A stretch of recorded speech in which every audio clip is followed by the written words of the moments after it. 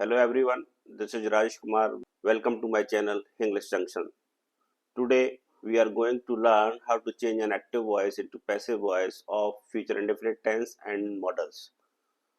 Dear friends, आपके साथ मैं आज एक्टिव वॉइस से पैसिव वॉइस बनाने की फोर्थ पार्ट की वीडियो शेयर करने जा रहा हूं। इससे पहले मैं आप लोगों के साथ पार्ट 1 में प्रेजेंट इंडेफिनिट और पास्ट इंडेफिनिट टेंसेस के वाक्यों को किस तरह से पैसिव वॉइस में बदला जाता था उसके बारे में बताया गया था। पार्ट 2 में प्रेजेंट कंटिन्यूअस व पास्ट कंटिन्यूअस टेंसेस के वाक्यों को तथा पार्ट 3 में प्रेजेंट परफेक्ट व पास्ट परफेक्ट टेंस के वाक्यों को किस प्रकार से एक्टिव वॉइस से पैसिव वॉइस में बदला जाता था उसके बारे में बताया गया था।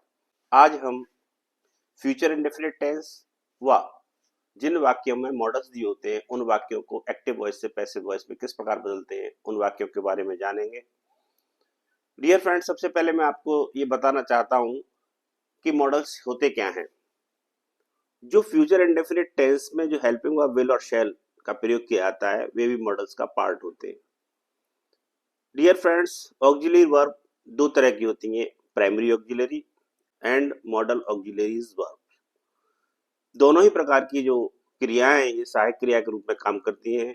मॉडल ऑक्सिलरीज में will, shall, can, could, may, might, would, should, is to, am to, are to, was to, were to, has to, have to, had to, will have to, shall have to आदि सभी model auxiliaries कहलाते हैं। Modal auxiliaries का एक ही नियम है जो आपके साथ अभी शेयर किया जाएगा। सबसे पहले मेन रूल जानते हैं। मेन रूल होता क्या है एक्टिव वॉइस से पैसिव वॉइस को बदलने का। In passive voice the object of the action becomes the subject of the sentence and the focus shifts to the action और the receiver of the action and an objective form of the pronoun is used with by. Active voice से passive voice में बदलने का जो मुख्य नियम ये है कि वाक्य में दिए हुए ऑब्जेक्ट को सब्जेक्ट बना लेते हैं और सब्जेक्ट को वाक्य के अंत में ऑब्जेक्ट बना दिया जाता है। यदि वाक्य में दिया हुआ सब्जेक्ट कोई प्रोनाउन है तो उसे वाक्य के अंत में उसकी ऑब्जेक्टिव फॉर्म का प्रयोग करते हैं, और यदि वो कोई नाउन है तो उसको बाई के बाद एज इट इज लिख दिया जाता है। मैंने प्रोनाउंस के सब्जेक्टिव और ऑब्जेक्टिव फॉर्म्स को डिटेल में पार्ट 1 और पार्ट 2 की वीडियो में आपके साथ शेयर किया है। आप डिटेल में उसको देख सकते हैं ताकि आपको और बेहतर तरीके से पैसिव वॉइस बनाना समझ में आ जाए। Let us begin without delay. Note, will, shall is used as per rule. Be is placed just after the modal with the third form of the verb, or you can say past participle form of the verb. Affirmative sentence किस तरह से बनाते हैं future indefinite में और models के, ये आपकी स्क्रीन पर आपके सामने है। सबसे पहले क्या है, विल और शैल का प्रयोग नियमानुसार करते हैं। आई वी के साथ शैल, बाकी अन्य के साथ विल का प्रयोग करते हैं। जो अदर मॉडल्स होते हैं उन मॉडल्स में कोई चेंज नहीं करते। मैंने आपको बताया can, could, may, might, would, should etcetera, इनके स्थान पर किसी अन्य मॉडल का प्रयोग नहीं करते। ये एज इट इज जैसे होते हैं वैसे ही बने रहते हैं। हालांकि is to, am to, was to, were to, इनमें सब्जेक्ट के नंबर के अनुसार ये बदलते रहते हैं, लेकिन can, could, may, might, would, should आदि में कोई परिवर्तन नहीं करते हैं। बी का प्रयोग मॉडल के तुरंत बाद किया जाता है अफर्मेटिव सेंटेंसेस में। फॉर्मूला क्या कहता है, ऑब्जेक्ट की सब्जेक्टिव फॉर्म का प्रयोग करेंगे, उसके बाद मॉडल आएगा, मॉडल के बाद बी के बाद वर्ब की थर्ड फॉर्म मतलब past participle form of the verb, और शेष भाग को बाद में लिख देंगे तथा वाक्य के अंत में बाई लगाकर सब्जेक्ट की ऑब्जेक्टिव फॉर्म का प्रयोग कर देंगे। Let us see it through the example. We shall plough the field tomorrow. आप इसमें देख रहे हैं स्क्रीन पर, इसमें सब्जेक्ट वी है और द फील्ड ऑब्जेक्ट है। हम ऑब्जेक्ट को उठाकर सब्जेक्ट बनाएंगे और सब्जेक्ट को उठाकर वाक्य के अंत में ऑब्जेक्ट बना देंगे। तो इसका आंसर क्या हो जाएगा, the field will be प्लोड tomorrow by us. अब वी के साथ शैल का प्रयोग किया जाता है जबकि फील्ड के साथ नहीं किया जा सकता, तो हमने यहाँ पर शैल के स्थान पर क्या कर दिया, विल, और उसके बाद बी लगा दिया, प्लो की थर्ड फॉर्म का प्रयोग कर दिया गया है। Next example, somebody will receive you at the airport। somebody या someone दिया हो तो इनको हटा दिया जाता है, इनके स्थान पर किसी भी अन्य शब्द का प्रयोग नहीं किया जाता है। आप इसमें देख रहे हैं, इसमें ऑब्जेक्ट है यू, यू को उठाकर इधर लाएंगे, यू की सब्जेक्टिव फॉर्म यू होती है, तो यू के साथ भी हम विल का ही प्रयोग करते हैं। You will be received at the airport. Next example, Jaya can solve my problem. अब आप देखिए मॉडल का प्रयोग इसमें किया गया कैन का, हालांकि विल शैल भी मॉडल होते हैं लेकिन उनका प्रयोग फ्यूचर इंडेफिनिट टेंस में किया जाता है। तो आप इस कैन में कोई परिवर्तन नहीं करेंगे। जया इसमें सब्जेक्ट है, माई प्रॉब्लम इसमें ऑब्जेक्ट है, तो ऑब्जेक्ट को उठाकर इधर ले आएंगे, किधर, सब्जेक्ट के स्थान पर। तो क्या बन जाएगा sentence, my problem can be solve by Jaya. Next example, we must follow traffic rules.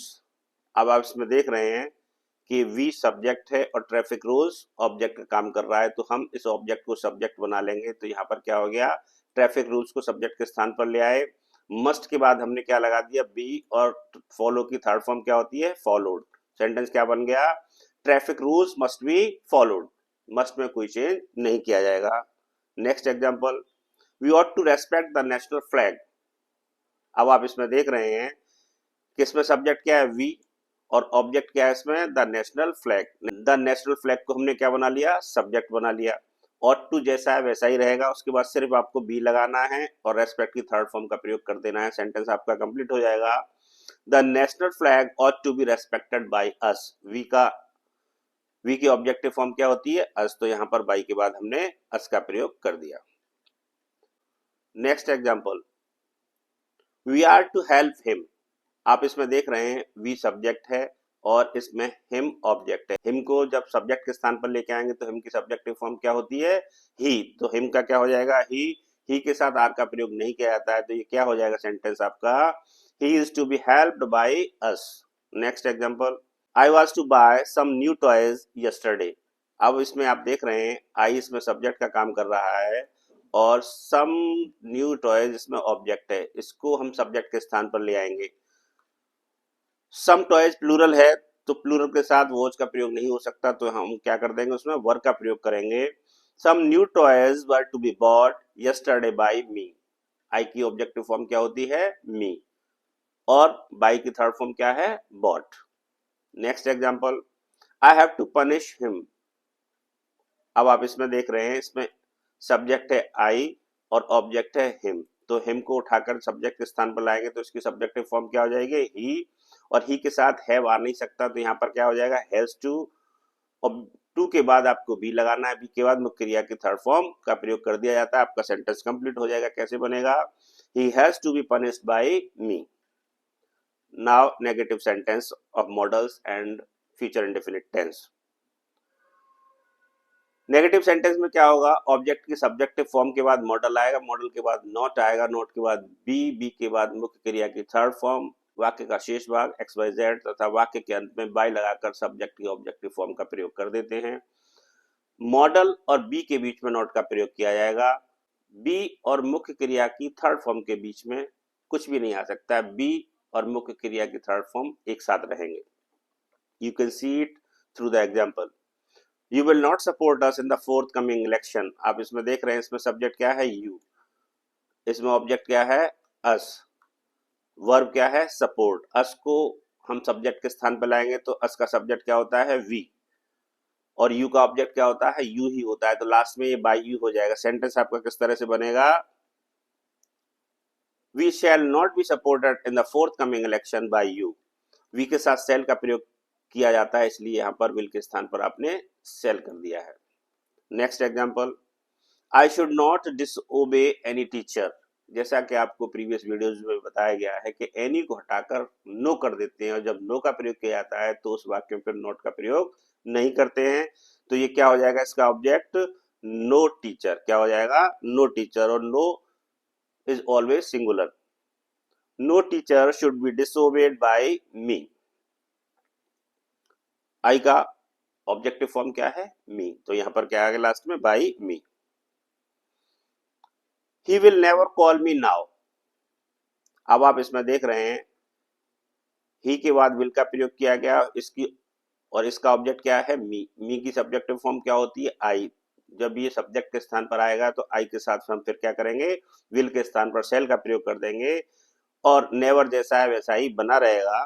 तो ये सेंटेंस किस तरह से बनेगा, you can see on the screen, I shall never be called now by him.